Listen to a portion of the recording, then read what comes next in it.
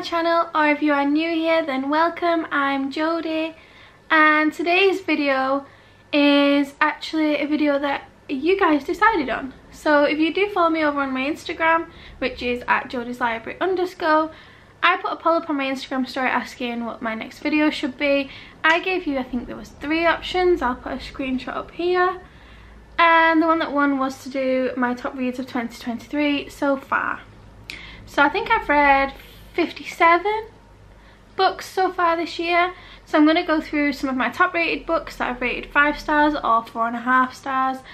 And I'm also going to add on a few books that I have rated my lowest scores to. So I think I have some 2-star reads and I think some might be 3 stars. So we'll go through it. Let's get started. One of my 5-star reads this year, which I think is a very popular 5-star read. I'm pretty sure I saw someone say that it's like one of the highest rated books on Goodreads at the minute, and that is Fourth Wing. I rated this 5 stars. I think it's my first fantasy book that I've read this year properly, like delved into the fantasy side of things, and I've not looked back. I've completely gone straight into fantasy, which does not surprise me considering Harry Potter was like my most favourite thing ever growing up. But this book just kind of gripped me immediately and I was just obsessed with this story. I fell into the biggest book slump after reading this, like reading slump, yeah. But I literally, when I finished this, I did not know what to do with myself.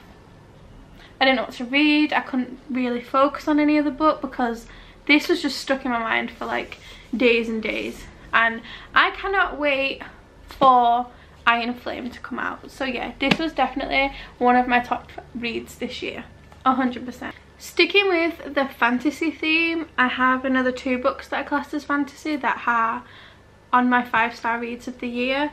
Next one is The Ballad of Never After by Stephanie Garber.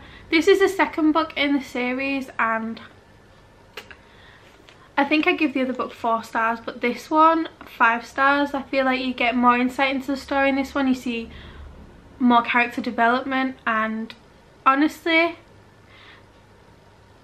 I am obsessed with this universe. Like, I cannot wait for the 3rd book to come out. It's on my watch list. I cannot wait. I'm gonna pre-order it soon, hopefully. But yeah, I'm obsessed with Jax, which I think anyone who reads this series will be. I know that I did it the wrong way around. I think you're meant to read the Caraval series first, which I've not read yet. It is all on my wish list, but I just can't seem to get hold of it at the minute. But yeah, this was definitely a 5-star read, and the same as Fourth Wing, this is a series where once I'd finished this book, I just kind of wished that the 3rd was there ready to read because I wanted to continue it so badly. Next is another fantasy book, which again is part of a series. It's actually the 3rd book of the series. I've got the 4th book on my shelf, which I haven't read yet, but considering the 3rd book is a 5-star read, I cannot wait to get into the next one. But I did mention it in one of my past videos, I'm holding off a little bit because the 5th and final book is released in December this year, so I want to read the 4th one a little bit closer to that date. And that is Gleam, which is part of the Plated Prisoner series by Raven Kennedy, and I didn't know what to expect with this series. I kind of went into it completely blind, like I hadn't really read anything to do with it, but I'm obsessed with it. Like, it has everything you want in a fantasy book, and the story just keeps literally hooking me in. Like, I think I read this in like 2 days, and it's quite a chunky book, but it's one of those where you just can't look away, and I wanted to know what's happening next. I wanted to know more. I love the characters in this story, especially Slade. Can we talk about Slade? If you haven't read this series yet, then I highly recommend you go and pick it up. This is definitely, I think, one of my top series to read. Like, definitely I'm looking forward to the next 2 books and seeing what I think of those. But along with the Shatter Me series, obviously Harry Potter series, this is definitely up there on the top. Speaking of the Shatter Me series, it was one of like the first series I've read this year, and I couldn't put the series down. It was incredible, and Ignite Me was a 5-star read for sure. I think I rated the first 2 books like 4 stars, but this one got 5 stars from me. I think it's where the story kind of changed a little bit. You get more information, there's more character development. Juliet throughout is constantly growing with her strength, and you learn more about Warner.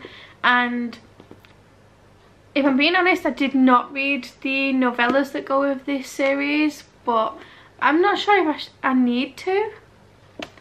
Let me know if you have read the novellas and you think that it's needed, but I didn't read them. But yeah, this was a definite 5-star read, and I think, like I said, the series overall would be a 5-star series because it just, yeah, it's incredible. And I think it's classed as dystopian, so not fantasy, but it's classed as dystopian. But I kind of feel like it kind of mixes in between those, in my own opinion. It's the first that I've read that is classed as dystopian, and probably the only, I think. Probably the only one as well.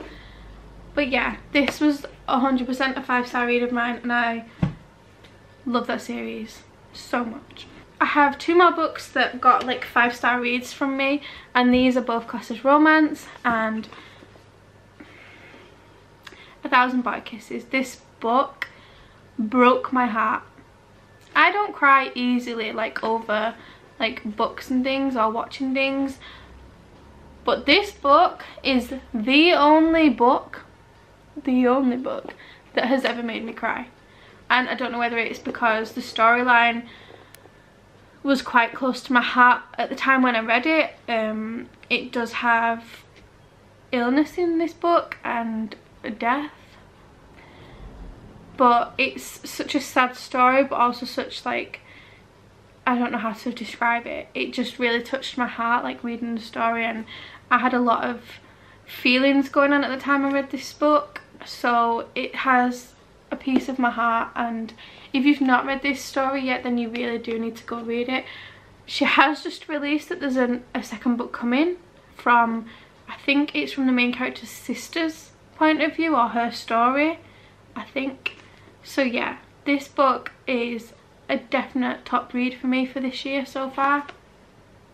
And like I said, I think it's just always going to have a special place in my heart. Next up is It Ends With Us by Colleen Hoover. Can we just appreciate this cover? I have the original paperback, but I saw this in my, I think it was in Asda. I don't know if you can, but yeah, it's so pretty.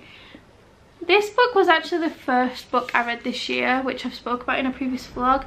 And growing up, I was obsessed with reading. I kind of fell out of it for a while, and I picked this book up at the start of this year after seeing loads of people going on about it and saying how good it is.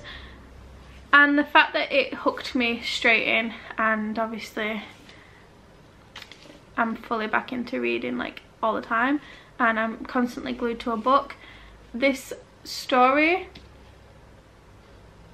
I was obsessed with it. It's such an easy read, I think, to kind of get you into reading.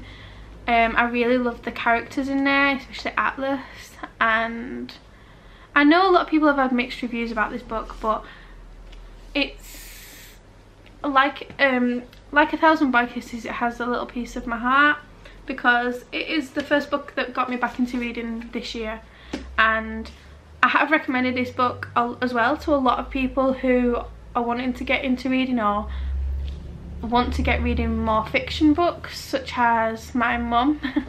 She usually reads non-fiction, and she reads a lot of Cathy Glass books, and she said she wanted to try a fiction book. So I recommended this one because it is, like I say, it's an easy book to read. It's not too heavy with any trigger warnings. It's not too out there. It's a nice read. So yeah, that's another 5-star read for me for this year.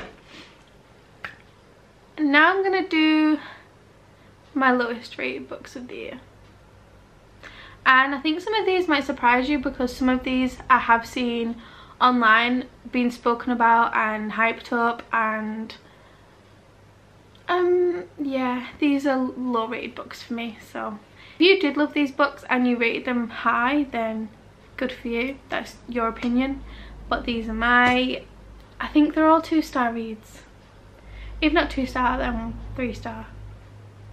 But yeah, first up is Meet Me in London by Georgia Toffolo, or Toff, I think she calls herself. I picked this up because I think I saw it in a charity shop and I picked it up, and if I'm being completely honest, I can't remember a single thing what the story is about. And it's the first of a series. I think there's 4 books, but I couldn't tell you one thing about the story. So yeah, 2 stars. Next one that got a really low rating from me, which is one that I have seen a lot of people really enjoy and love, which, like I said, good for them, but The Spanish Love Deception. I found this book to be boring. I don't know, I just couldn't connect with it. Couldn't really, it's not a book where I constantly wanted to pick it up and like, oh, can't wait to get reading that again. It was one of those like, oh, I've got to carry on, let's just read it, see if it gets any better. But it didn't get any better. But it's quite a thick book too, like, so yeah, I think I rated this one 2 stars. I might have got, let's have a look. Yeah, 2 stars. I rated the 2 stars. Next is a book that I think is fairly recent to come out. Oh, 2019. But it's been all over Instagram and TikTok recently, which made me pick it up because I'd seen a lot of people reviewing it, saying like it was an emotional read, it really touched the heart, they cried, you know, 5 stars, and it fell flat for me. If He Had Been With Me. And while I understand why some people might really love this book, I feel like it was quite slow at parts and kind of dragged, and then I feel like the ending, which a lot of people have said that they cried and got emotional, it was too rushed for me, so I didn't really feel that. I feel like you kind of knew throughout the story that something was going to happen from the opening of the book, but then when it actually happened, it was just kind of like rushed, and yeah, there wasn't much time for me to kind of think about it or process it. It was just done and over. So for me, it was just, I don't know, not, I think because I have seen it hyped up so much, it just kind of fell flat for me.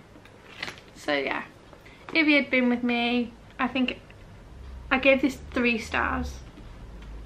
So a little bit better, but still one of my lowest rated. Also a book that has a lot of talk about it, and that is Malibu Rising. I don't know what it is about Taylor Jenkins Reid's writing, but a few of the books I've just kind of not connected with. I'm not sure whether it's just her writing, I don't know. I mean, I love Daisy Jones and the Six, that's a really good book, that's like high on my ratings for this year, but this, I'd seen a lot of people like recommending it as like a summer read and like saying how good it is, and just like the last one, it kind of just fell flat for me. It was just boring. I don't really know what else to say. I just didn't enjoy it. The next one is one that I haven't actually seen spoken about online, and I actually picked it up recently because I saw it in my local Asda, and I picked it up because I've watched the film, and this film makes me cry my eyes out every single time I see it. So I thought that the book might have the same effect. I think I just want to cry, but yeah. And that is The Boy in the Striped Pyjamas. I don't know whether it is because I've seen the film that many times, but the book just kind of, there was a lot of, I don't know, like some of the chapters didn't really make sense. It went back and forward, and then there was bits in the book that just kind of didn't need to be in there. And if you've seen the film, then you'll know what I talk about, where obviously the main ending, which is very emotional and the part that makes me sob my heart out, in the book it just didn't really come across as sad or upsetting. It just kind of, a bit like it, If He Had Been With Me, it just kind of rushed it a little bit at the end, and you didn't get that emotion or the feeling, or like, I don't know. Yeah, this was a really, I mean, it's only a thin book, so it took me like an hour to read, but yeah, it just kind of wasn't it for me. Another book that was quite low on my ratings, I have actually sold it. So I'll put a screenshot of it here, and it is The Silent Patient, which is another one that's been spoken about a lot online and has really good reviews and things, but for me, yeah, I wasn't enjoying it as much as I was hoping to. It just kind of, I don't know how to put it. Like, yeah, the twist was quite, you know, it shocked me a little bit, but I think because I'd read a lot of so many like good reviews when I read it, I was hoping for more. And I think I gave that 2 or 3 stars. Let's have a look. 3 stars for that one. So not as bad as some, but still some of my lowest rated books. So yeah, that's some of my top rated and a few of my lowest rated books of 2023. Let me know if you agree with some of them. Are some of these books your highest rated for the year or lowest rated for the year? Do you have any books that you recommend that I should try reading? I think I am fully in my fantasy era right now, like 100%. I think with fantasy you just kind of, I don't know, it takes you to another place, doesn't it, completely. And I love like learning about these new worlds and new things, and so yeah, if you've got any fantasy recommendations then please let me know. Or if you do have any romance novels that like will make me cry. I don't know what it is. I think it's just I want to feel something, and I haven't had that in a book other than 1,000 Boy Kisses so far, so that's what I'm looking for. But yeah, thank you so much for watching if you got this far, and if you do enjoy these videos then please subscribe, like this video, comment below, and yeah, thank you so much. Bye.